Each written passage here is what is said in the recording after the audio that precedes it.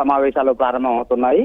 మరికొద్ది సేపట్లోనే ఈ సమావేశాలు ప్రారంభమవుతాయి. ఇప్పటికే సభ్యులంతా కూడా, ఎమ్మెల్యేలంతా కూడా అసెంబ్లీకి చేరుకున్నారు. కొద్దిసేపట్లోనే శాసనసభ సమావేశాలు ప్రారంభమవుతాయి. అయితే సమావేశాలకు ముందే అసెంబ్లీ ప్రాంగణం వద్ద మాత్రము నిరసనలతో ప్రాంగణం అంతా కూడా దద్దరిల్తా ఉంది. బీఆర్ఎస్ పార్టీకి సంబంధించినటువంటి ఎమ్మెల్యేలంతా కూడా మెంబర్స్ ఎంట్రీ ద్వారం వద్ద పెద్ద ఎత్తున నిరసన తెలుపుతా ఉన్నారు. పెద్ద ఎత్తున నినాదాలు చేస్తా ఉన్నారు. యూరియా కొరతకు సంబంధించి వారు ఈ రోజు చర్చించాలని చెప్పి వాయిదా తీర్మానాన్ని ఇచ్చారు. సో దీనిపైన చర్చకు పాల్పడుతూ పెద్ద ఎత్తున ఇక్కడ నిరసన చేస్తా ఉన్నారు. మెంబర్స్ ఎంటర్ అయ్యేటువంటి ద్వారం ఏదైతే ఉందో ఇక్కడ నిలబడి హరీష్ రావు నేతృత్వంలో ఎమ్మెల్యేలంతా కూడా ప్లకార్డులు ప్రదర్శిస్తూ నిరసన తెలుపుతా ఉన్నారు. అయితే ఇక్కడ ఉన్నటువంటి భద్రతా సిబ్బంది వారిని అడ్డుకున్నటువంటి ప్రయత్నం చేశారు. ఈ సందర్భంగా కొంతసేపు వారికి భద్రతా సిబ్బందికి బీఆర్ఎస్ పార్టీ ఎమ్మెల్యేలకు మధ్యన వాగ్వాదం జరిగింది. కొద్దిసేపటి క్రితమే ఇప్పుడే వారి దగ్గర నుంచి ప్లకార్డ్స్, అంటే లోపలికి ప్లకార్డ్స్ ను అనుమతించమని చెప్పి భద్రతా సిబ్బంది తేల్చి చెప్పినటువంటి నేపథ్యంలో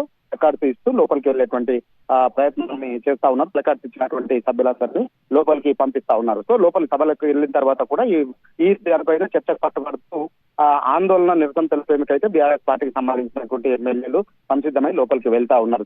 ప్రారంభం కాగానే ఈ ఏరియా కొత్త పైన చర్చించాలని చెప్పి పట్టుబడేటువంటి అవకాశాలు కనిపిస్తా ఉన్నాయి. సో మొత్తానికి కొద్దిసేపట్లో సభ ప్రారంభం కాగానే మొదట్లో క్వశ్చన్ అవర్ ని టేకప్ చేస్తారు, ప్రశ్నోత్తరాలను టేకప్ చేస్తారు. ఆ తర్వాత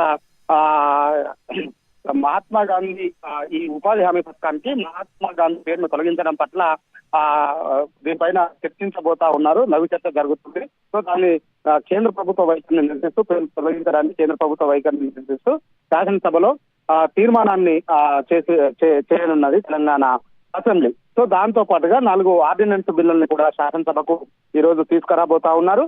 ఈ సభలో ఈ బిల్లుల్ని స్వయంగా ముఖ్యమంత్రి రేవంత్ రెడ్డి ప్రవేశపెట్టబోతా ఉన్నారు. అందులో జిహెచ్ఎంసీ విలీనానికి సంబంధించి నగర శివార్లో ఉన్నటువంటి మున్సిపల్ కార్పొరేషన్లతో పాటుగా కొన్ని గ్రామాలని మున్సిపాలిటీని లోపల విలీనం చేసేటువంటి ప్రక్రియ ఇప్పటికే జరిగింది. సో దానికి సంబంధించినటువంటి బిల్లు మరొక 3 బిల్లుల్ని కూడా తీసుకురావాలి.